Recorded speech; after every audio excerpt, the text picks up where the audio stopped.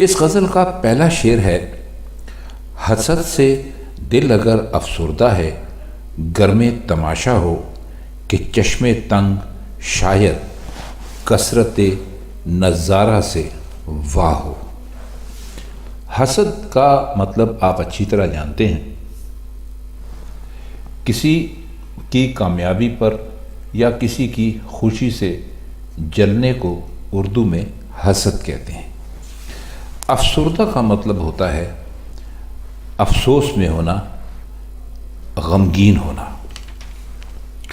اب چشم تماشا، گرم تماشا،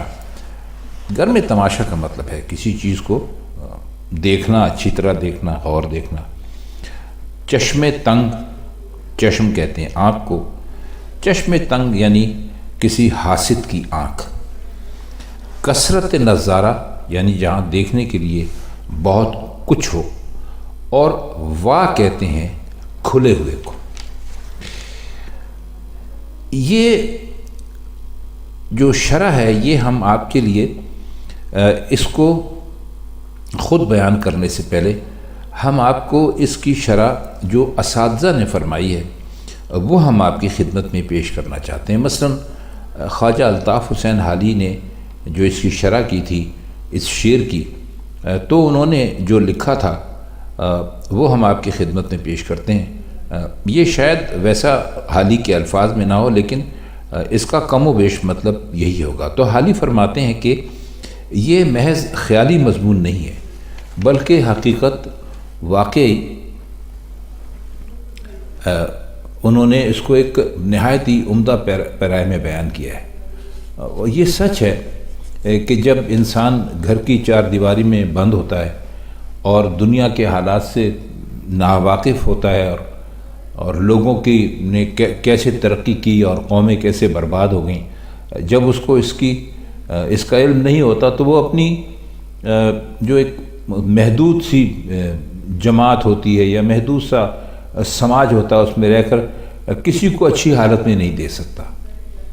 یعنی اس کو پتہ ہی نہیں ہوتا کہ دنیا کہاں سے کہاں چلی گئی ہے، ترقی کی کن منزلوں پر پہنچ گئی ہے۔ اگر آج کی مثال دیں خواتین حضرات، تو آج بھی معاملات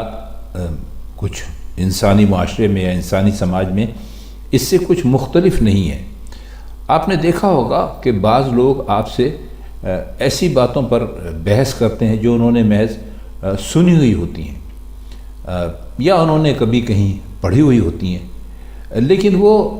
ان نہ پڑھی ہوئی باتوں پر یقین کرتے ہیں۔ سنی ہوئی باتوں پر ان کا اعتبار زیادہ ہوتا ہے کہ بھئی فلاں صاحب نے فرمایا تھا، تو ہم اس بات کا یقین کر لیتے ہیں۔ چونکہ سوچ محدود ہوتی ہے،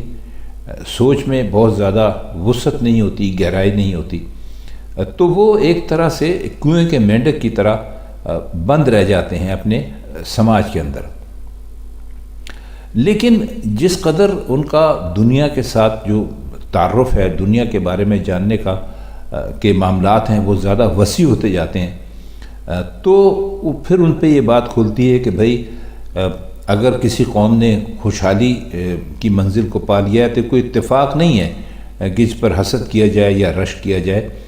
بلکہ یہ اس قوم کی محنت کا اور اس کی اچھی سوچ کا نتیجہ ہے، تعلیم کا نتیجہ ہے،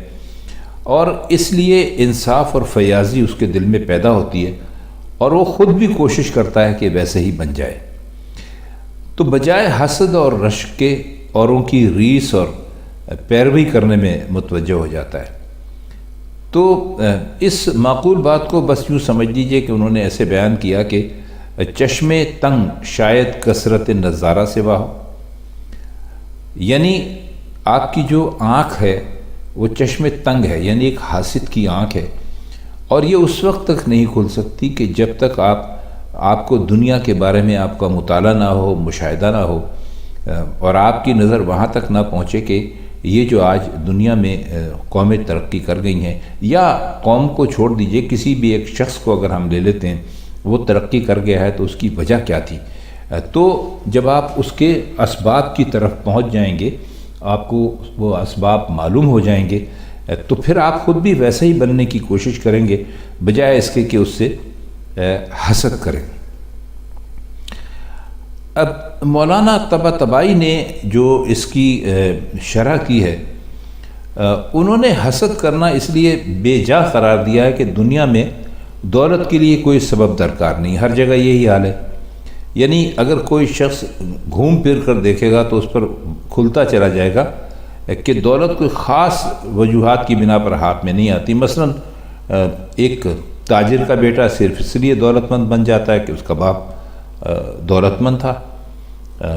اور یہ سب کو معلوم ہے کہ بادشاہ کا بیٹا وہی بادشاہ بن جاتا ہے، حالانکہ اس میں کوئی ایسی خصوصیت نہیں ہوتی کہ وہ بادشاہ بن جائے۔ تو یہ جو دونوں ہم نے آپ کے سامنے دونوں بزرگوں کی ہوئی جو اس کے مطلب ہیں یہ بیان کیے، تو اس میں ہمیں ایسا لگتا ہے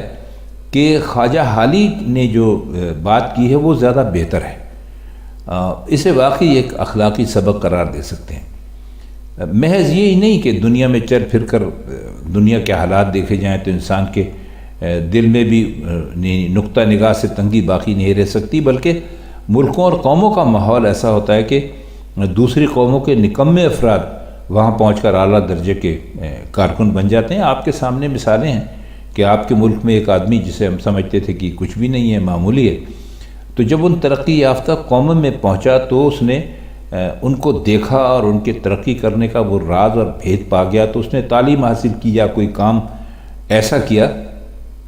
تو وہ وہاں بہت ہی اعلیٰ مقام اس نے پا لیا۔ تو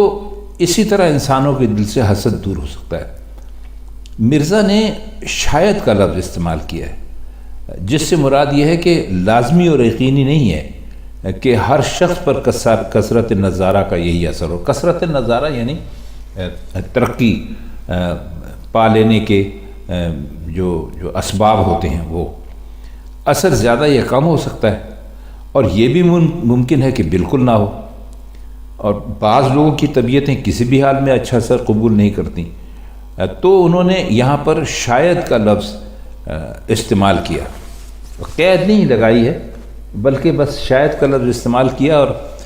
اس سے یعنی مرزا غالب کی جو بصیرت تھی بہت ہی گہری، اس کا پتہ چلتا ہے کہ انہوں نے کہا کہ ایسا نہیں ہے کہ ہمیشہ ایسا ہوتا ہے کہ چشم تنگ شاید کثرت نظارہ سے واہ ہو، تو شاید کہ انہوں نے یہاں گنجائش چھوڑ دی کچھ ایسے لوگوں کے لیے جن پر کسی بھی بات کا اثر نہیں ہو سکتا۔ اس کا شعر نمبر 2 ہے: بقدر حسرت دل چاہیے ذوق معاصی بھی، بھروں یک گوشہ دامن گر آب ہفت دریا ہو۔ معاصی کا مطلب ہوتا ہے معیشت جو ہوتی ہے نا، اس کو کہتے ہیں، گناہ کو کہتے ہیں معیشت، تو معاصی جو ہے یہ اس کی جمع ہے۔ اور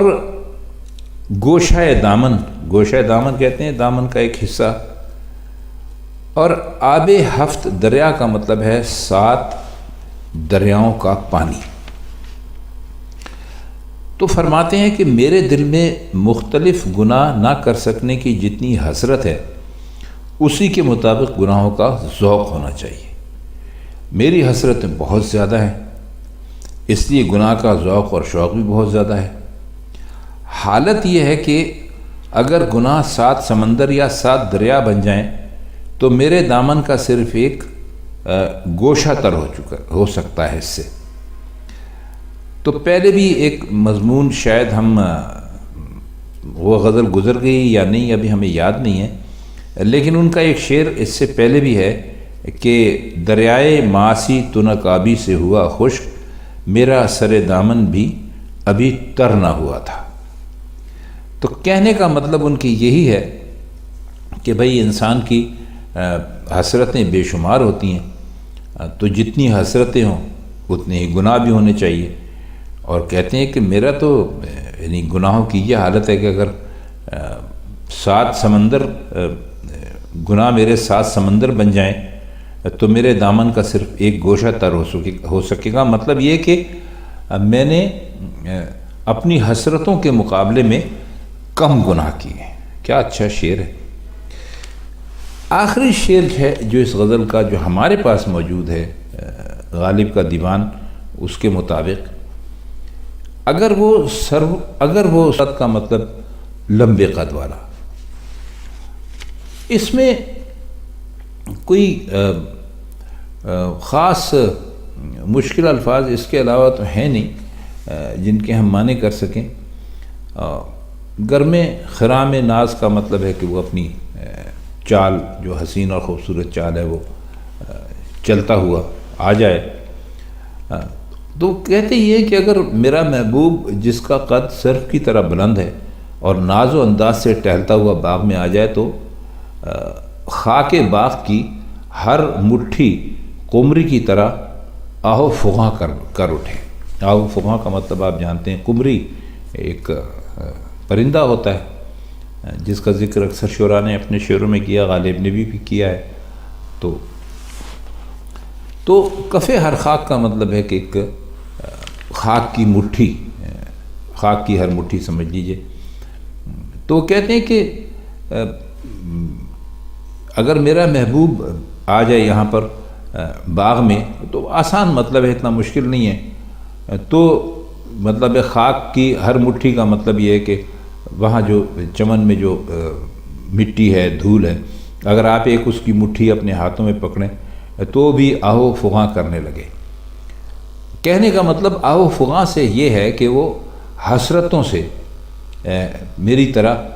بھرپور ہو جائے، حسرتوں کا اس کے پاس ایک انبار لگ جائے کہ میں اس کو پا لیتا کسی طرح۔ قمری کے لیے ایک بات یہ خاص طور پر آپ کو بتا دیں، کہا جاتا ہے کہ یہ جو قمری ہوتی ہے یا ہوتا ہے، جو پرندہ ہوتا ہے، وہ سرف کے درخت پر بیٹھتا ہے۔ تو اس کو ایک طرح سے جو سرف کا درخت ہوتا ہے اس سے ایک خاص تعلق ہوتا ہے، تو اس کی تشریح کرنے کی ضرورت نہیں ہے۔ اور سرف کے لیے خرام ناز کی موزونیت یوں واضح ہے کہ سرف کا درخت جو ہے وہ